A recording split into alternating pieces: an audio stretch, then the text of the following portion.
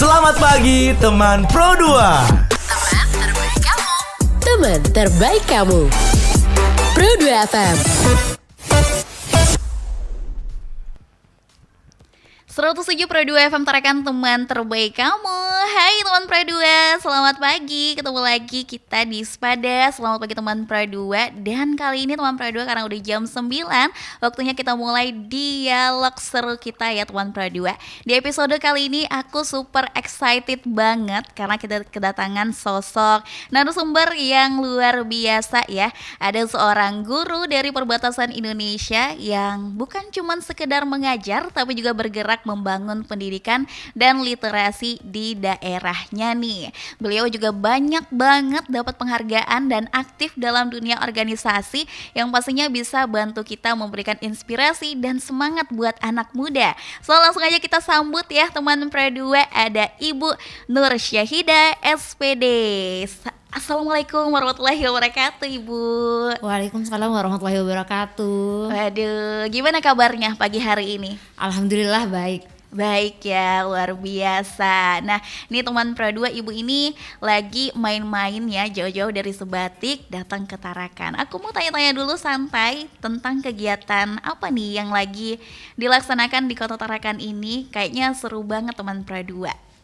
Oke, besok kegiatan saya itu ada di BI, Bank Indonesia. Jadi kemarin kan 2024 sempat jadi duta yang mewakili BI Kaltara di Jakarta. Jadi besok itu kegiatannya sharing pengalaman bersama teman-teman guru yang ada di Kota Tarakan, seperti itu. Oke, nama kegiatannya apa itu Bu? Kegiatannya ini kan kebetulan BI lagi mengadakan lomba. Lomba. Jadi biar lebih memotivasi mungkin teman-teman guru untuk lebih mencintai rupiah, ikut serta berpartisipasi dalam kegiatan lomba cinta bangga paham rupiah. Apalagi kan rupiah ini sebagai simbol kedaulatan bangsa. Tanpa rupiah negara mungkin tidak akan hancur, seperti kayak kita pernah dengar dua wilayah negara Indonesia itu yang diambil oleh negara Malaysia karena masyarakat di sana lebih banyak menggunakan uang ringgit. Jadi kayak benar-benar itu harus edukasi yang harus digalakkan kalau menurut saya sih setiap waktu, karena itu sangat luar biasa untuk suatu negara. Keutuhan suatu negara dilihat dari simbol rupiah itu.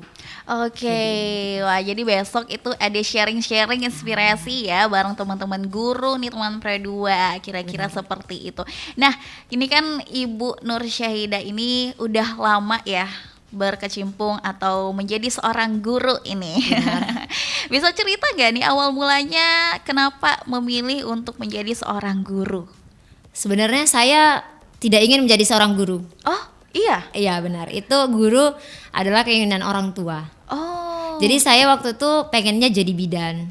Oh iya. Karena orang tua lebih paham bagaimana keseharian saya seperti apa. Waktu itu disarankan untuk jadi guru karena katanya kalau guru itu liburnya banyak, seperti itu katanya. Itu motivasinya. Pada saat jadi guru ternyata liburnya nggak banyak karena kalau kita di provinsi, kalau siswa libur kita nggak libur kecuali kita ngajuin cuti gitu. Oh iya. Beda sama SMP sama SD gitu.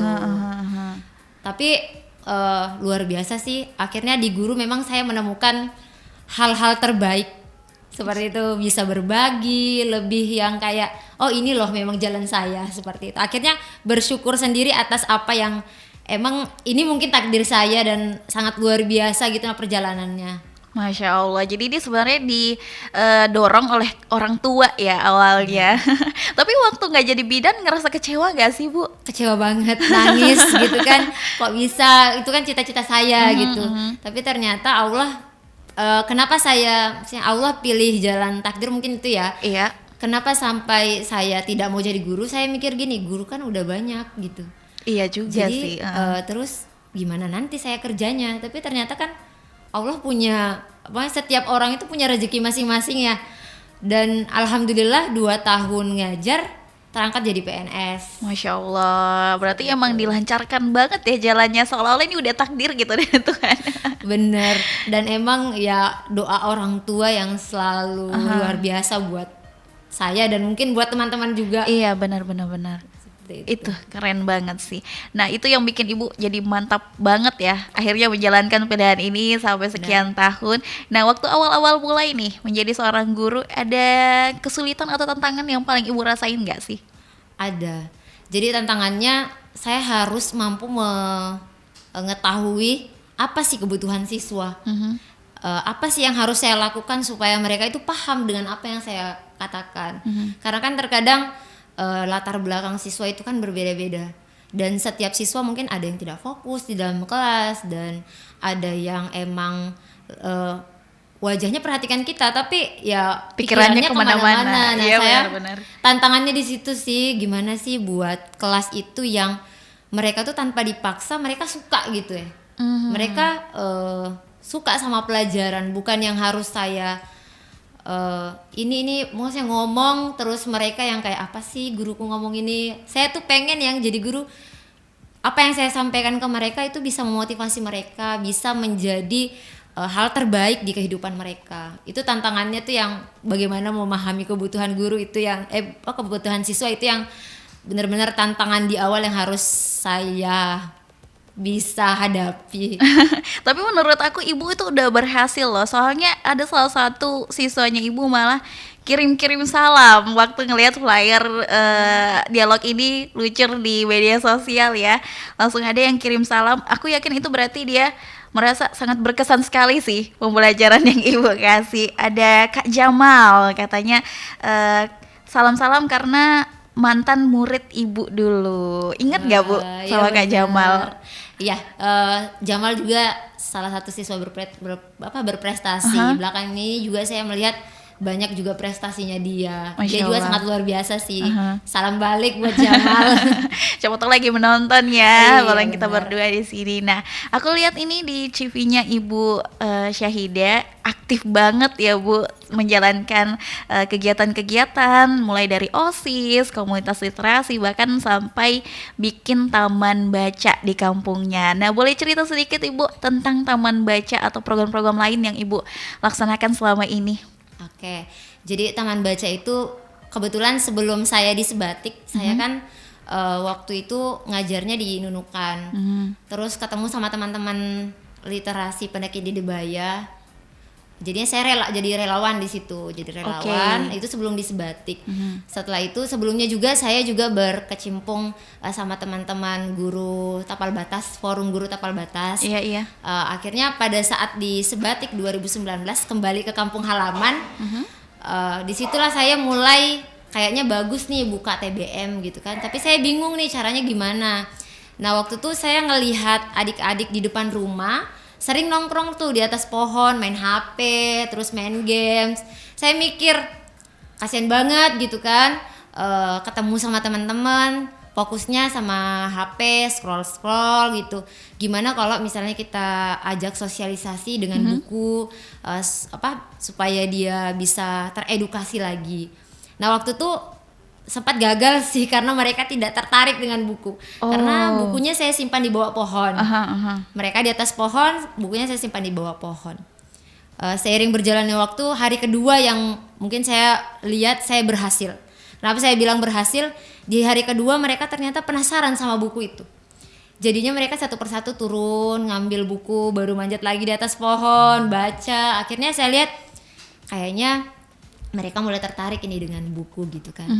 Jadinya saya waktu itu kerjasama sama kepala sekolah saya sendiri. Kebetulan kepala sekolah saya Ibu Rusia itu juga pendiri TBM begitu. Kalau nama TBM-nya tuh Rumah Baca Teras Perbatasan. Jadi waktu itu saya pinjam buku sama beliau. Terus beliau juga bersedia untuk berbagi dengan teman-teman adik-adik. Jadi saya kumpulkan adik-adik itu di depan rumah di pantai. Akhirnya sama-sama mengedukasi anak-anak dan ternyata antusias banget. Setelah itu dibantu sama mahasiswanya. Mahasiswa sangat luar biasa juga kalau lagi KKN ya. Iya. Waktu itu dibantu sama mahasiswa UGM. untuk berbicara kepada Pak Desa waktu itu. Kebetulan alhamdulillah kita juga punya desa yang sangat luar biasa, Pak Budi dan istri Pak Budi itu sangat luar biasa, Ibu Desa, yang sangat memotivasi untuk kemajuan literasi. Jadi waktu itu kami bahkan dikasih bantuan untuk bangun pondok-pondok dulu. Karena sempat saya ngomong sama Pak Desa, boleh nggak dibuatkan tempat yang nyaman yang gitu nyaman ya. buat anak-anak. Ternyata waktu itu programnya Pak Desa membangun tempat wisata di Desa Tanjung Aru. Dan sampai sekarang itu sudah terbangun, namanya Pantai Indah. Tempat wisata Pantai Indah. Alhamdulillah sekarang sudah rame banget. Akhirnya kami berliterasi di sana.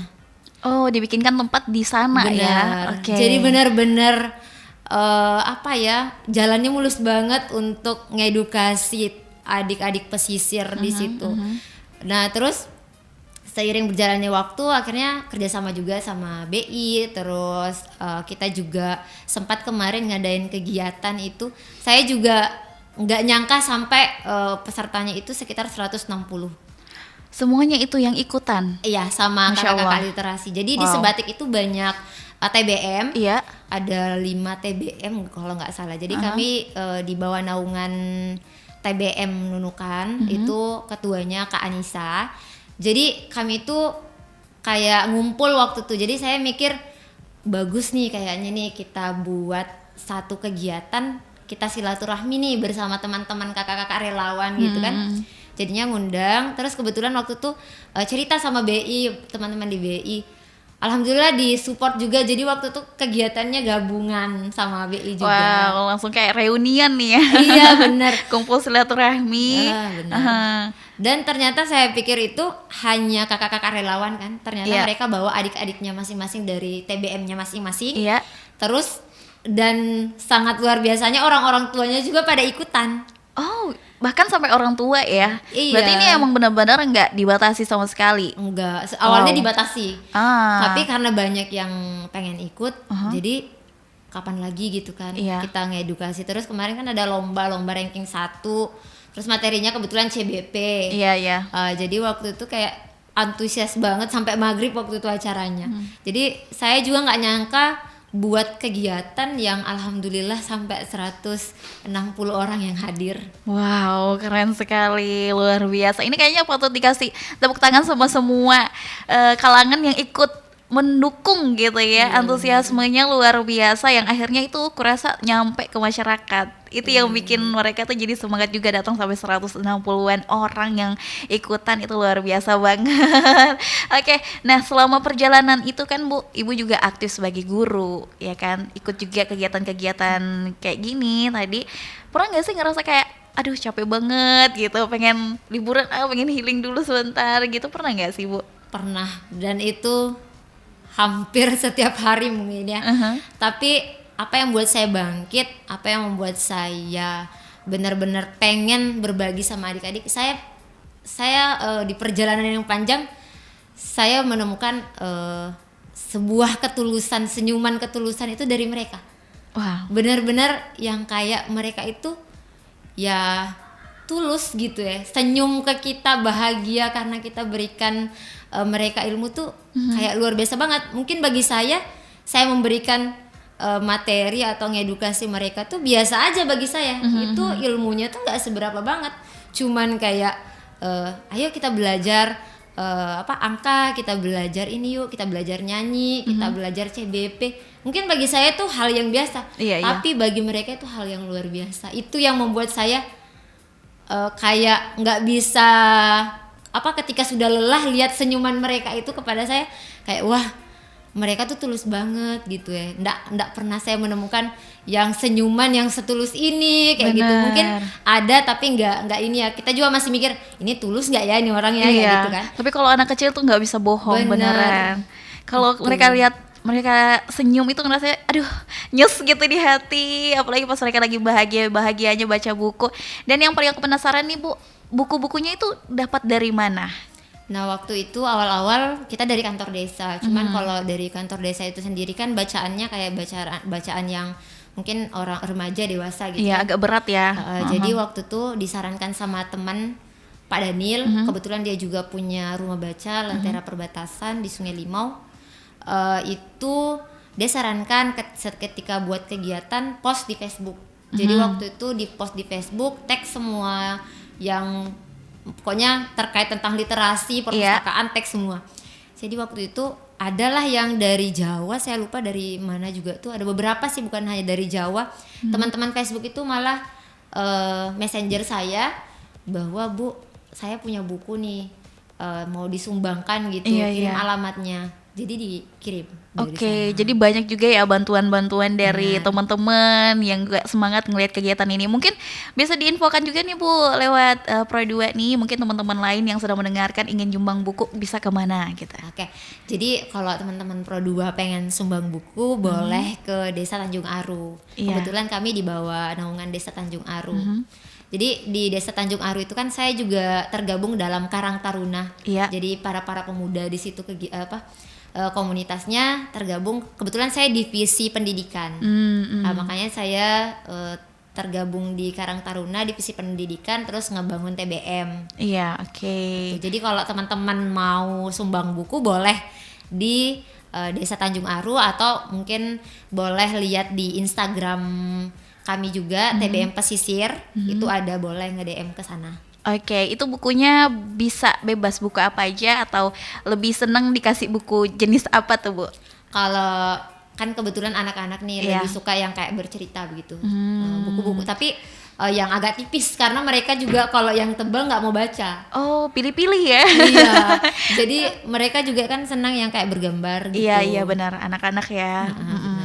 Jadi lebih semangat tuh dimulai dari hal-hal yang kecil aja dulu, biar jadi kebiasaan dulu kali ya Bu ya. Gak apa tipis-tipis, yang penting udah sering, lama-lama nyari buku sendiri gitu. Oke. Nah, salah satu organisasi yang masih aktif selain TBM ini apa aja Bu?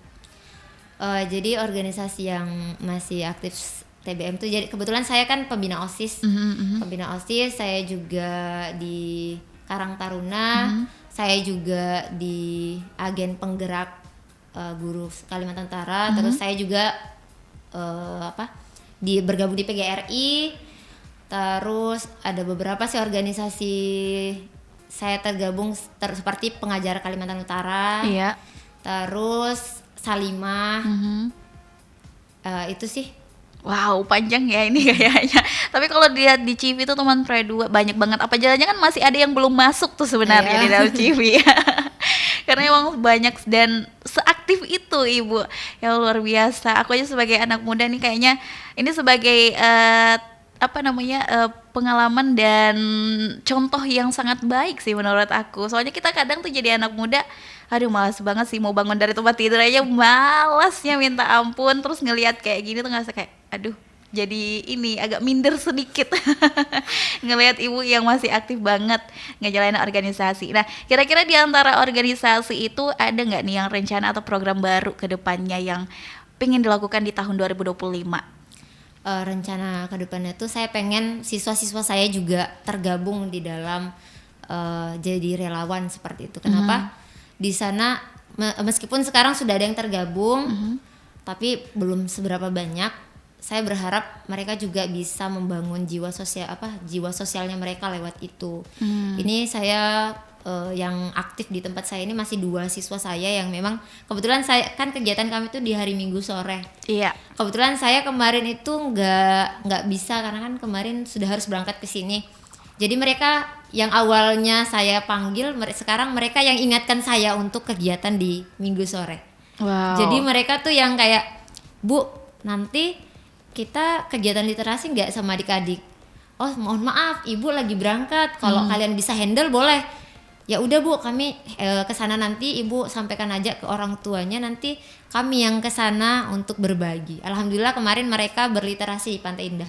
Wow, jadi aman ya Bu, meskipun ditinggal ke Tarakan sebentar nih, ada yang handle gitu. Seru banget.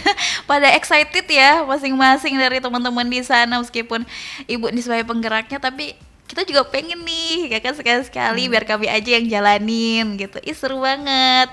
Nah, terus ada rencana nggak nih mau ikut organisasi lain gitu untuk nambah-nambahin lagi CV-nya? Kalau organisasi belum terpikir sih, karena kemarin baru nambah 1 organisasi yang agen penggerak Gitu. Terus mungkin lebih ke lomba sih. Oh ya, lebih ke lomba lagi ya. Saya suka ikut lomba karena emang dari kecil seantusias itu ikut lomba, karena dari orang tua sendiri emang kayak mewajibkan kami itu ikut lomba. Oh. Alasannya itu karena mental kami terbangun, supaya mental kami terbangun, dan memang itu terbukti. Oh. Katanya kalau misalnya kalah, saya mau lihat nih, kamu bisa bangkit nggak? Waduh. Di situ yang kayak bener. Pada saat kita lomba terus kalah, itu yang kayak dunia itu yang kayak mau apa ya, mau kiamat rasanya. Tapi ternyata enggak kok, enggak kiamat dunia kalau saya enggak juara gitu kan. Iya. Tapi di situ emang mental bener-bener kayak dilatih untuk bagaimana saya bangun, bagaimana saya menghadapi nyinyiran orang lain, Betul. bagaimana saya bisa bangkit lagi, seperti itu kan. Banyak mungkin kita nggak tahu ya bagaimana orang ke kita, tapi disitulah saya benar-benar melihat saya bisa, saya mampu, dan akhirnya saya di situ juga saya jadikan sebagai ajang saya cari ilmu. Iya. Karena kebetulan kemarin saya ingat banget yang pas ke Jakarta, saya ini mikir mungkin aku yang paling sibuk gitu ya. Saya mikirnya gitu, kayak merasa yang kayak paling sibuk gitu kan, paling yang letih banget. Ternyata pas di satu kamar itu saya ketemu sama guru dari Sumatera itu. Kebetulan saya cerita nih, ini capek banget, kegiatannya banyak banget, padat, sampai saya tuh kadang bingung ngatur waktu. Iya. Pas dengar ceritanya, ternyata satu kamar saya ini lebih luar biasa padatnya jadwalnya. Lebih aktif Lebih lagi aktif nih. lagi, yang sudah berkeluarga, Iya. ditambah lagi yang punya 2 anak, terus kegiatan di luar, kegiatan di sekolah. Jadi saya mikir ternyata bukan cuma saya yang seperti itu, dan saya tidak ada apa-apanya dibanding sama teman-teman. Jadinya kayak wah, luar biasa, ini harus, saya nggak boleh mengeluh nih, karena ternyata ada yang lebih luar biasa perjalanan hidupnya, seperti itu. Wow, iya itu yang saya rasakan saat ini, Ibu. Saya ngerasa aduh capek banget sih pulang kerja terus ngelanjutin kegiatan-kegiatan lain di luar dari pekerjaan, terus aduh capek banget, aku mau tidur lebih lama. Terus ketemu sama Ibu Nur Syahidah tuh kayak waduh, nggak ada apa-apanya nih kayak gitu. Gitu. Luar Emang sih. biasa ya. Dan yang aku mau tanyain lagi tuh apa ya tadi tuh, ngerasa ini waktu belajar, bukan itu, aku mau nanyain, mohon maaf nih ya Bu, tapi emang orang tua dari bidang pendidikan juga atau gimana, makanya kayak kencang banget nih nyuruh Ibu ikut ini ikut itu gitu? Kebetulan orang tua itu nggak kalau bapak itu nggak lulus SD, kalau mama itu hanya lulusan SD. Jadi waktu itu katanya kan dia curhat, dia tuh pengen sekolah, mama tuh pengen lanjut SMP, tapi karena keburu dilamar sama bapak jadinya sekolahnya sampai SD aja. Jadi kayak ngeberontak, kok aku nggak bisa sekolah gitu. Nah, dan aku harus gimana caranya supaya anak-anakku nanti sekolah gitu. Terus dari bapak sendiri karena merasa bersalah gitu ya, kayak mungkin si istriku nih punya cita-cita nih pengen sekolah tapi aku lamar gitu kan. Jadinya kayak nanti kalau misalnya punya anak, kita sekolah, saya dukung apa kamu mau gitu. Akhirnya kebetulan saya bukan dari keluarga orang yang berada, saya dari 7 bersaudara. Iya. Dan saya juga anak nelayan, ya kita tahu sendiri kalau nelayan itu seperti apa, kadang ada, kadang nggak ada. Tapi emang mungkin itu ya satu takdirnya Allah, setiap anak itu punya rezeki.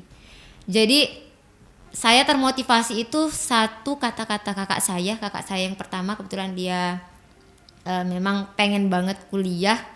Waktu itu hanya bermodalkan uang 3 juta, minta izin ke orang tua untuk diizinkan pergi kuliah di Makassar.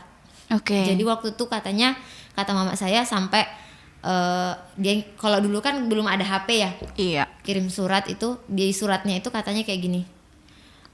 Mak, mohon maaf, dulu saya cuman bilang, mama, saya hanya butuh izinnya mama, saya enggak butuh uang gitu kan untuk kuliah saya, nanti saya cari sendiri di sana. Ternyata sekarang uang saya habis dan saya belum dapat uang, dan beberapa hari ini saya belum makan gitu kan.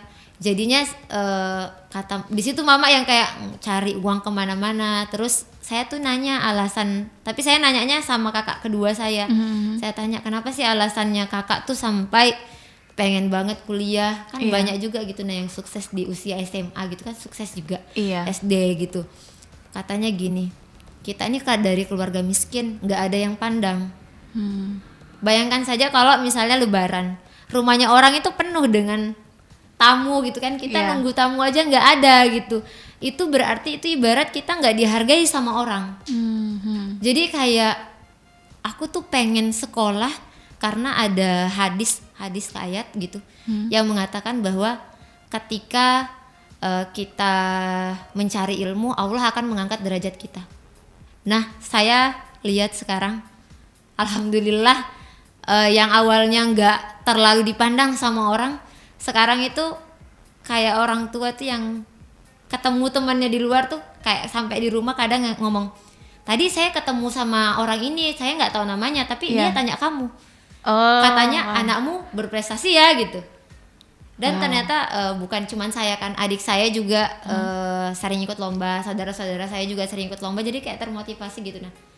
Jadi kakak saya juga, jadi di rumah itu emang mama tuh hobi koleksi piala anaknya. Jadi dipajang di lemari gitu ya. Jadi kayak kami lewat tuh kadang kayak coba kamu lihat pialamu saja belum ada, kayak gitu nah. Waduh, kayak kompetisi juga ya satu sama lain di dalam keluarga ini. Bener, jadi kayak emang mereka sebenarnya tujuannya tuh pengen ngebangun mental kita sih, bukan yang kayak nyari apa, enggak, lebih ke bagaimana sih anak saya tuh mentalnya terbangun. Wow, itu kayak didorong, ayo maju lagi gitu kan, jangan sampai takut. Keren banget sih Bu, luar biasa. Berarti ini emang suatu keluarga ini benar-benar para haus ilmu semuanya. Luar biasa ya.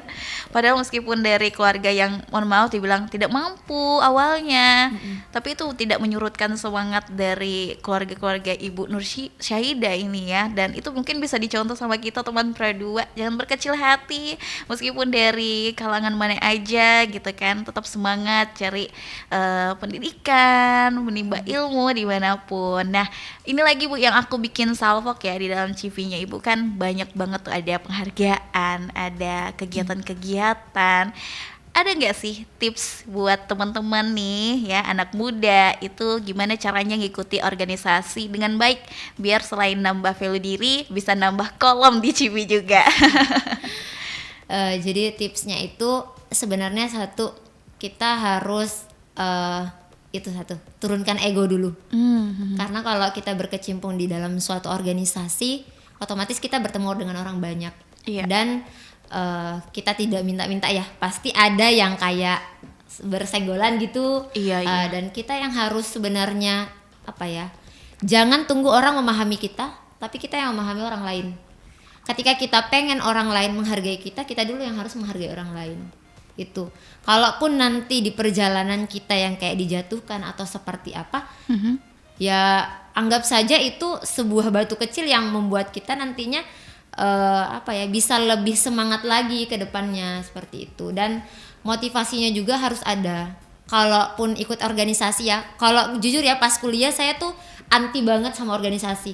Karena sudah terdoktrin bahwa kalau ikut organisasi tuh kuliahnya lambat selesai. Iya. Jadinya saya berpikir, oh jangan dulu. Jadi saya waktu kuliah itu sibuknya nyari uang. Jadi waktu tuh saya tuh sambil, kebetulan kakak saya itu kan di koperasinya Universitas Borneo. Saya tuh sambil bantu di situ. Terus waktu tuh sempat kayak saya itu yang ngedown banget gara-gara skripsi itu nggak dicoret-coret sama dosen. Karena kan kalau kita mau ini kan harus dicoret-coret dulu bimbingan ya, biar ditahu salahnya di mana kan. Waktu itu kan belum dicoret, jadinya kayak ngedown banget. Akhirnya ada banyak kertas skripsian itu yang dicoret-coret sama dosen yang sebelumnya. Saya ambil jadikan karya, jadi boneka. Waktu itu boneka wisuda saya jual. Itu karena saya nggak sibuk di organisasi ya, jadi fokusnya di situ. Nah pas selesai kuliah itu saya baru paham ternyata organisasi itu penting banget. Buat nyari jejaring itu di organisasi lah yang ini. Karena saya lihat teman-teman saya yang berkecimpung di dunia organisasi pada saat kuliah itu linknya tuh banyak banget. Jadi nyari kerja itu gampang banget gitu. Iya ya, udah kenal. Oh ini kerjanya di sini nih, teman organisasiku dulu, kayak gitu-gitu ya Bu ya. Wow, jadi itu kayak emang harus dimulai dari awal ya, sejak awal kalau bisa. Kalau sekarang masih mikir-mikir, mending langsung daftar deh guys. Bener. Daripada nanti nyesel udah telat nggak ikut organisasi, oke. Dan itu juga yang mungkin bisa nambahin kolom CV kamu. Oke, tadi aku juga lihat nih di CV-nya Ibu. Ini kayaknya kita breakdown semua nih di CV-nya Ibu Nur Syahidah.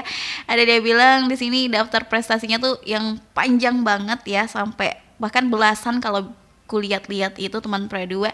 Dan dari semua itu ada nggak sih Bu satu penghargaan yang paling berkesan banget? Dan kalau diingat tuh kayak masih ngerasa nggak nyangka gitu bisa dapat. Ke nasional kemarin. Nasional kemarin itu penghargaan apa? Itu yang ngikutin apa BI, CBP itu nggak nyangka banget. Maksudnya saya yang latar belakangnya guru biologi, sampai sempat ditanya sama teman pas ngumpul teman-teman seluruh Indonesia, kan nanya, Ibu guru apa? Jadi saya juga nanya, yang lain tuh pada latar belakangnya guru ekonomi, guru matematika, guru bahasa. Yang IPA itu kayaknya cuma saya, guru biologi. Jadi makanya kayak sampai nanya, kok bisa guru biologi ada nyasar di CBP? Pada ngomong kayak gitu. Iya, jadi saya bilang nggak gitu sih konsepnya. Kalau saya itu ilmu apapun itu masuk di rupiah. Karena ya emang rupiah kita tuh sangat luar biasa desainnya. Mungkin saya bisa lihatkan ya. Boleh. Nah di sini kalau kita lihat benar-benar rupiah kita yang selalu kita belanjakan itu, di sini banyak banget ilmunya.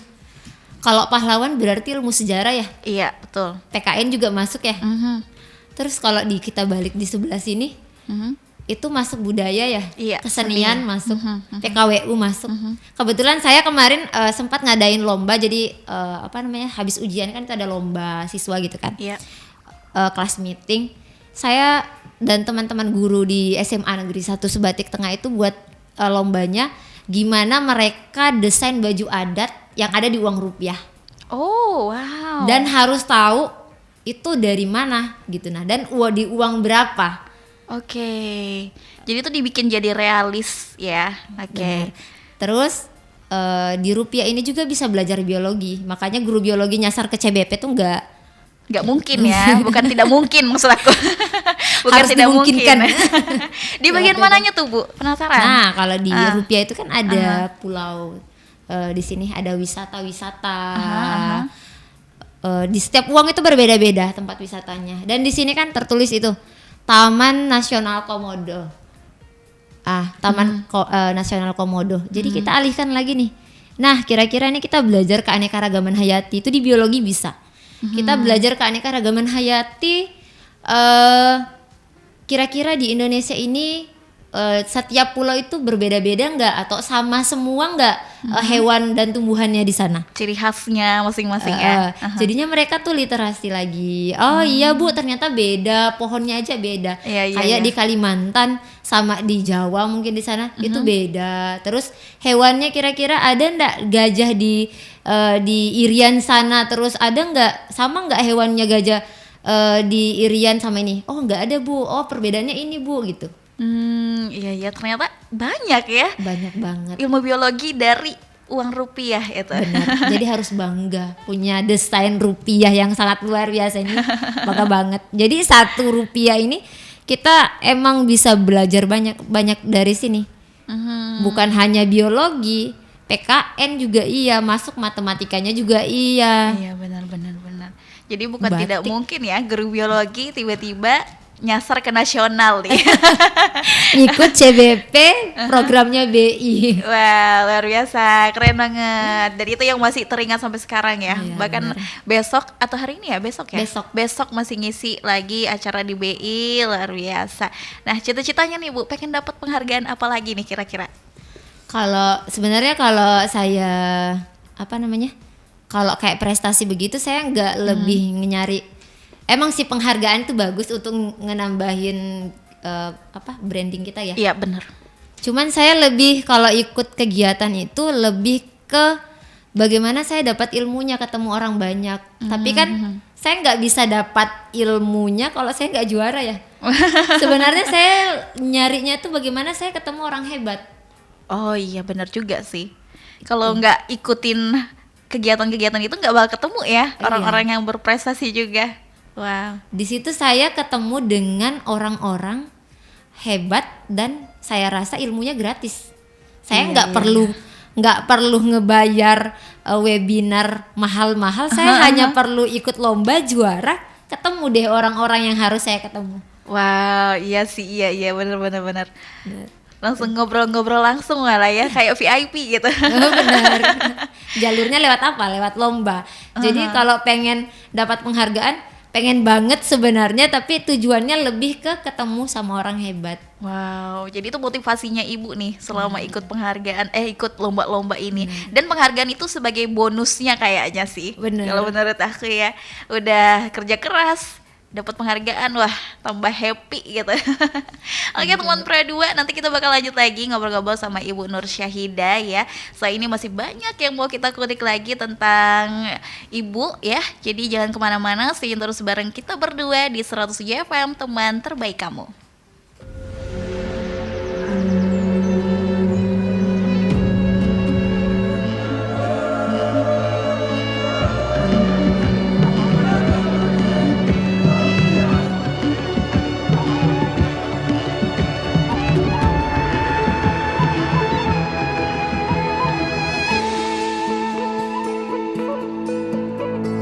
Suara indah, ramah penuh cinta, damai jiwa, tulus terasa nyata.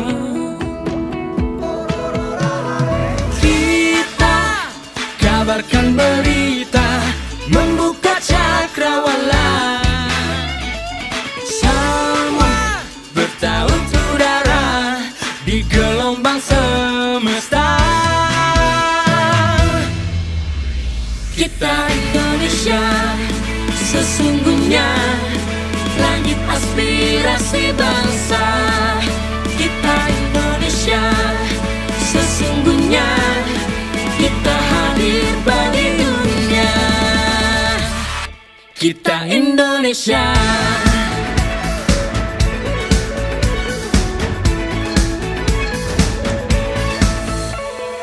Gaya budaya alam katulistiwa,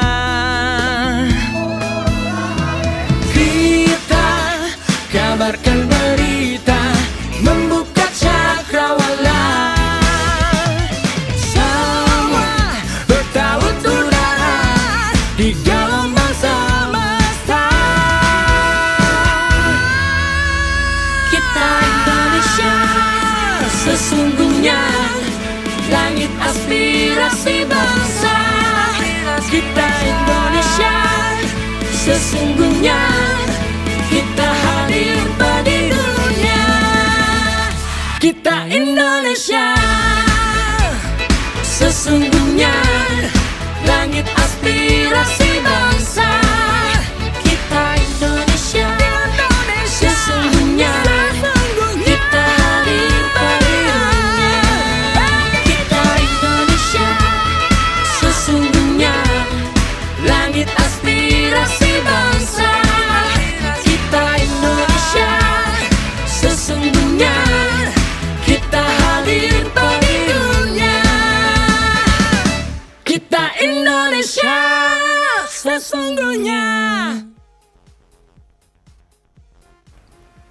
107 FM, teman terbaik kamu. Balik lagi bareng Ocha, teman Pro 2 dan Ibu Nur Syahidah, sarjana pendidikan guru, teman Pro 2. Masih ngobrol-ngobrol asik nih di Sepada. Oke teman Pro 2, kita lanjut lagi yuk ngobrol-ngobrol tentang perjalanan Ibu Nur Syahidah sebagai seorang guru nih Bu. Balik lagi ke topik awal ya. Kalau boleh jujur nih, selama jadi guru di perbatasan, tepatnya di Sebatik ya, ada nggak sih hal-hal yang bikin Ibu ngerasa khawatir atau takut gitu? Yang bikin saya khawatir Di sana itu kan namanya kita di perbatasan, jalurnya itu kalau di sana itu kan narkoba ya. Itu rawan banget. Iya benar. Itu kita takut siswa itu yang kayak terpapar akan itu. Jadi yang kayak benar-benar harus lebih memotivasi siswa yang luar biasa. Dan saya salut juga sih sama teman-teman guru BK, teman-teman yang ngajar di sana. Itu tuh yang kayak ngedidik anak itu bukan hanya sebatas di Sekolah. di kelas saja, di sekolah saja, tapi yang kayak benar-benar mantau, yang benar-benar lihat kesehariannya mereka, sampai kayak dilihat ini kerjanya apa. Kan kebetulan siswa itu kadang ada yang bolak-balik ke Tawau bawa barang gitu kan. Itu kita betul-betul harus yang kayak luar biasa sih perjuangannya guru-guru di perbatasan itu, yang sampai kayak ini nggak boleh loh sampai anak-anak yang apalagi kita yang rawan perbatasan itu kan. Tuh. Baru rata-rata masih di bawah umur ya rata-rata. Iya, Ibu ngajar di SMA ya kan. Jadi yang lebih ketat lagi kayaknya pengawasannya dari para guru-guru ini teman Pro 2, bener. Dan kalau lagi naik turun semangatnya nih Bu, biasanya punya hobi nggak nih yang nggak ditahu sama teman-teman lain? Biasanya kalau lagi turun semangatnya itu ya cari teman yang bisa ngedengerin aku, yang bisa ngasih motivasi ke aku. Wow. Apalagi kayak misalnya kalau sudah down banget pasti ke mama. Kalau mama itu kan yang kayak motivasinya tuh nggak ada habisnya sih. Bener ya. Iya, kalau perkataan dari orang tua tuh rasanya aduh kadang tuh tajam tapi bener gitu. Bener kan ya Bu ya. Oke teman Pro 2, karena ini kita lagi segmen kedua ya, dan bentar lagi juga hampir jam 10 pagi nih aku mau ngadain games nih Bu, biar makin seru ini pembicaraan kita ya, biar makin mengenal Ibu Nur Syahidah juga lebih dalam teman Pro 2. Gamesnya ini kita jawab cepat ya. Aku udah nyiapin beberapa pertanyaan, nanti aku sebutin pertanyaannya dan silakan Ibu langsung jawab ya, langsung teng gitu. Aku hitung 1, 2, 3 langsung jawab, oke? Nah pertanyaannya ini, udah siap? Kayak gugup. Ini pertanyaan nggak berat, Oke. yang santai aja ya. Oke, kalau Ibu bisa punya kekuatan super, mau pilih kekuatan apa? Oh, kekuatan. Ayo. Kekuatan bisa membuat orang lain lebih baik. Oke, satu kata yang paling menggambarkan perasaan Ibu waktu pertama kali jadi guru. Bingung. Pelajaran di sekolah selain biologi yang paling Ibu suka. Bahasa Indonesia.